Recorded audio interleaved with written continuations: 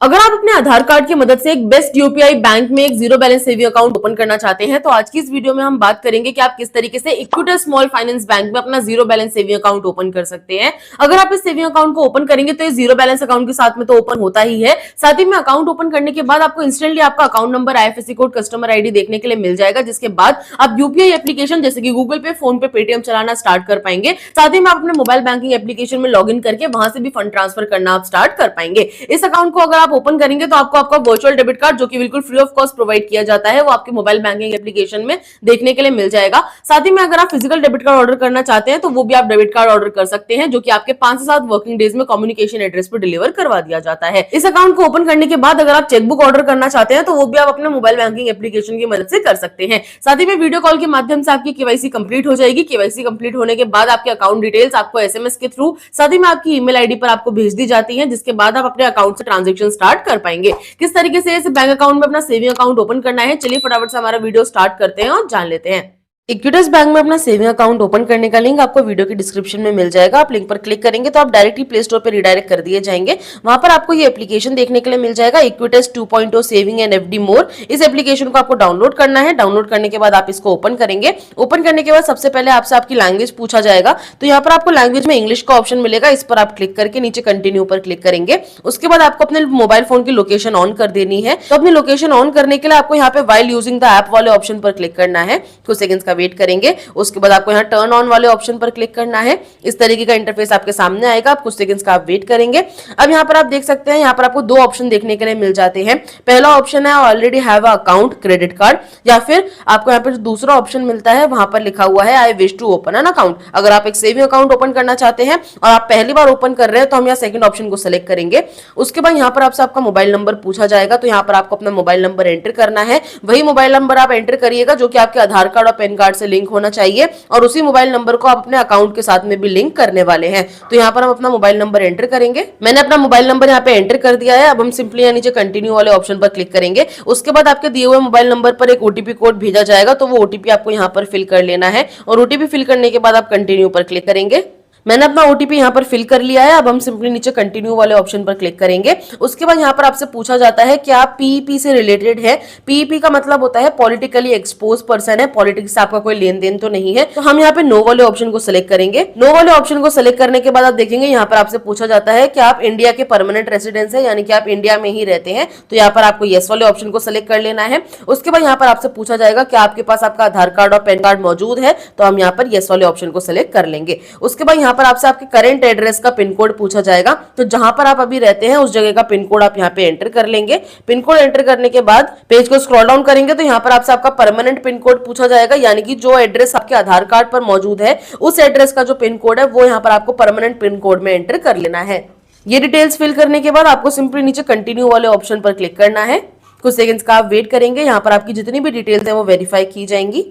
Verify करने के बाद आपकी सारी डिटेल्स को आप देखेंगे। यहाँ पर आपको 2 सेविंग अकाउंट देखने के लिए मिल जाएंगे। पहला सेविंग अकाउंट है सेल्फी सेविंग अकाउंट, और दूसरा सेविंग अकाउंट है सेल्फी एफडी अकाउंट। अगर आप एफडी अकाउंट ओपन करना चाहते हैं तो आप इस प्रोसेस के साथ जाएंगे, लेकिन आज की इस वीडियो में हम सेविंग अकाउंट ओपन करेंगे तो हम इस प्रोसेस के साथ जाने वाले हैं। यहाँ पर आपको सेल्फी सेविंग अकाउंट सेलेक्ट कर लेना है। उसके बाद कुछ टर्म्स एंड कंडीशंस आपके सामने आ जाएंगी। नीचे पेज को स्क्रॉल डाउन करेंगे और उसके बाद एक्सेप्ट वाले ऑप्शन पर क्लिक करेंगे। इसके बाद आप देखेंगे यहाँ पर आपको बताया जाता है कि आपको अपना पैन कार्ड और आधार कार्ड अपने पास रखना है, साथ ही में आपको एक पेपर और पेन अपने पास रखना है। तो अभी आपको क्या करना है, सिंपली नीचे कंटिन्यू वाले ऑप्शन पर आप क्लिक कर लेंगे। इसके बाद आप देखेंगे यहाँ पर आपको अपनी ईमेल आईडी एंटर करने के लिए बोला जाएगा। आप जो ईमेल आईडी यूज करते हैं रेगुलर बेसिस पे, आप वही ईमेल आईडी यहाँ पर एंटर करिएगा, ताकि आपके अकाउंट से रिलेटेड कोई भी इन्फॉर्मेशन आप तक इजीली पहुंचाई जा सके। जैसे कि मैंने अपनी ईमेल आईडी यहाँ पर एंटर कर ली है। अब हम सिंपली नीचे कंटिन्यू वाले ऑप्शन पर क्लिक करेंगे। कुछ सेकंड्स का वेट करेंगे। उसके बाद आपकी ईमेल आईडी पर एक ओटीपी कोड भेजा जाएगा, तो वो ओटीपी आपको यहाँ पर फिल कर लेना है। जैसे कि मैंने अपना ओटीपी कोड यहाँ पर फिल कर लिया है। अब हमको यहाँ पर सिंपली कंटिन्यू वाले ऑप्शन पर क्लिक करना है। कुछ सेकंड्स वेट करेंगे। उसके बाद आप देखेंगे यहाँ पर आपको अपनी कुछ और डिटेल्स फिल करनी है। थोड़ा सा पेज को स्क्रॉल डाउन करेंगे। यहाँ पर आप देखेंगे सबसे पहले आपका आधार कार्ड का नंबर आपसे पूछा जाएगा। अपने आधार कार्ड का नंबर आप यहाँ पर एंटर करेंगे, साथ ही में अपने पैन कार्ड का नंबर आप यहाँ पर एंटर करेंगे। उसके बाद यहाँ पर आपको अपना नाम एंटर करना है जो कि आपके पैन कार्ड पर मौजूद होना चाहिए, और उसके बाद यहाँ पर आप अपना डेट ऑफ बर्थ एंटर कर देंगे।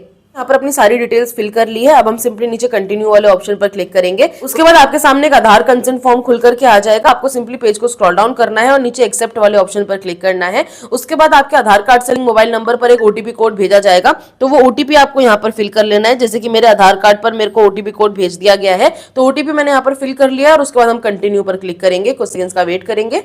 आपके आधार कार्ड पर जितनी भी डिटेल्स मौजूद है वो सभी यहाँ पर फेच की जाती है, तो आपको यहाँ पर इस पेज को हटाना नहीं है, बस आप कुछ सेकंड्स वेट करेंगे। उसके बाद आप देखेंगे अब यहाँ पर आपको अपनी एक सेल्फी अपलोड करने के लिए बोला जाएगा। सेल्फी अपलोड करने के लिए आपको क्या करना है, सबसे पहले तो आपकी जो पीछे का बैकग्राउंड है वो बिल्कुल क्लियर होना चाहिए। साथ ही में आपको एक शांत कमरे में बैठना है जहां पर अच्छी लाइटिंग हो, ताकि आप आराम से अपनी सेल्फी अपलोड कर सके। सेल्फी अपलोड करते वक्त आपको इन दो बातों का ध्यान रखना है। एक तो आपके कमरे में शांति होनी चाहिए, लाइटिंग अच्छी होनी चाहिए, और साथ ही में अगर आप चश्मा पहनते हैं या फिर कैप पहनते हैं तो वो सब हटा दीजिएगा। उसके बिना आपको अपनी एक फोटो अपलोड करनी है। हम सिंपली नीचे कंटिन्यू वाले ऑप्शन पर क्लिक करेंगे। उसके बाद आप देखेंगे यहाँ पर आपसे आपकी वीडियो रिकॉर्ड करने के लिए परमिशन मांगी जाएगी, तो व्हाइल यूजिंग द ऐप वाले ऑप्शन पर आप क्लिक करेंगे। इसके बाद आपके मोबाइल फोन का कैमरा ऑन हो जाएगा और यहाँ पर सेंटर में आपको अपना फेस रखकर फोटो क्लिक कर लेनी है। जैसे ही आप अपनी फोटो यहाँ पर क्लिक कर लेंगे, आपको सिंपली नीचे प्रोसीड का ऑप्शन मिलेगा। प्रोसीड वाले ऑप्शन पर आपको क्लिक कर लेना है। जैसे आपकी फोटोग्राफ वेरीफाई कर ली जाएगी, अब यहाँ पर आपको अपना एमपिन सेट करने के लिए बोला जाएगा। ये एमपिन आपके तब काम आएगा जब आप मोबाइल बैंकिंग एप्लीकेशन में लॉगिन करेंगे, तो यहाँ पर आपको एक एमपिन क्रिएट कर लेना है।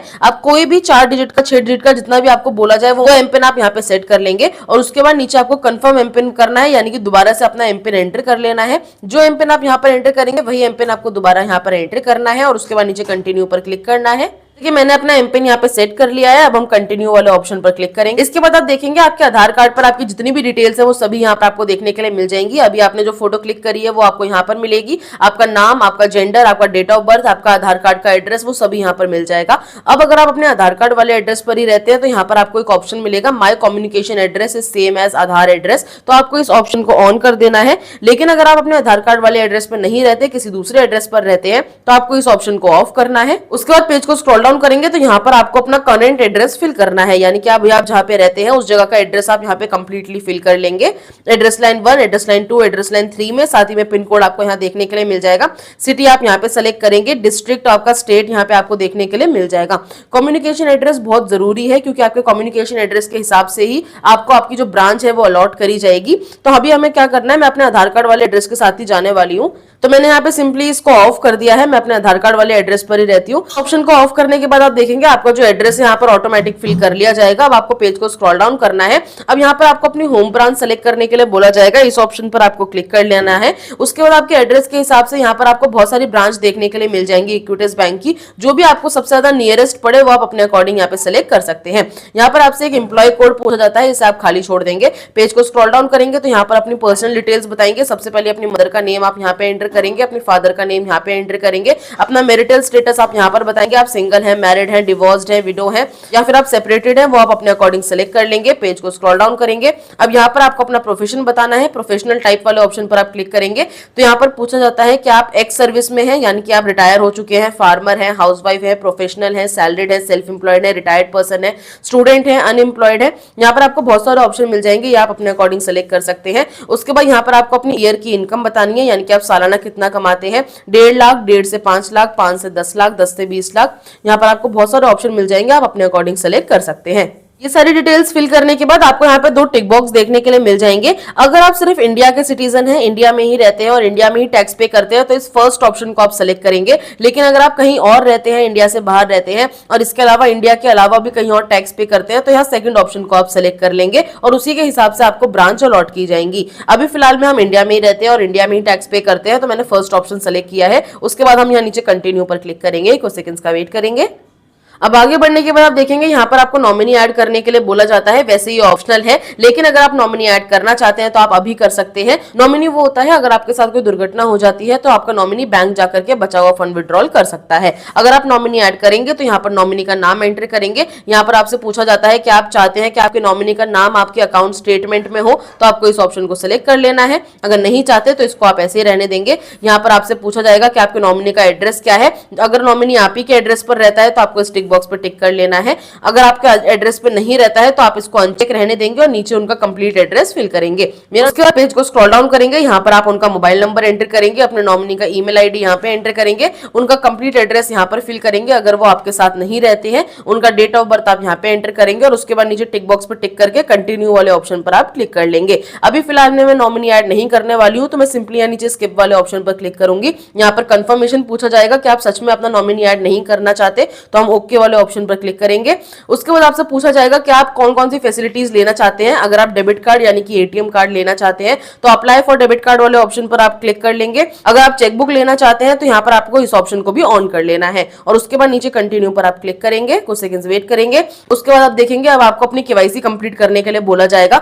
तो केवाईसी स्टार्ट करने के लिए नीचे आपको प्रोसीड टू वी केवाईसी का ऑप्शन मिलेगा, इस पर आप क्लिक करेंगे। उसके बाद आपकी एक वीडियो कॉल स्टार्ट हो जाएगी आपके एजेंट के साथ, जो कि आपका ओरिजिनल पैन कार्ड साथ ही में आधार कार्ड चेक करेगा। इसके अलावा आपसे एक पेपर के ऊपर सिग्नेचर करवा कर भी देखेगा। जैसे आपकी केवाईसी कंप्लीट हो जाएगी आपको आपके अकाउंट की डिटेल्स मिल जाएंगी एसएमएस के थ्रू या फिर ईमेल आईडी पर, और साथ ही में 7 से 8 वर्किंग डेज में आपके कम्युनिकेशन एड्रेस पर आपका डेबिट कार्ड और चेकबुक आपको डिलीवर करके दे दिया जाएगा। और साथ ही में आप अकाउंट की डिटेल्स मिलने के बाद आप इंस्टेंटली अपने मोबाइल बैंकिंग एप्लीकेशन में लॉगिन करके वहां से फंड ट्रांसफर करना स्टार्ट कर सकते हैं और यूपीआई चलाना शुरू कर सकते हैं। ये था पूरा प्रोसेस इक्विटी बैंक में अपना सेविंग अकाउंट ओपन करने का। अगर आपके कोई डाउट हो तो आप मुझे नीचे कमेंट बॉक्स में पूछ सकते हैं, मैं आपके कमेंट्स का जरूर रिप्लाई करूंगी। अब मैं मिलती हूँ आपसे नेक्स्ट वीडियो में नेक्स्ट टॉपिक के साथ। आज के लिए धन्यवाद।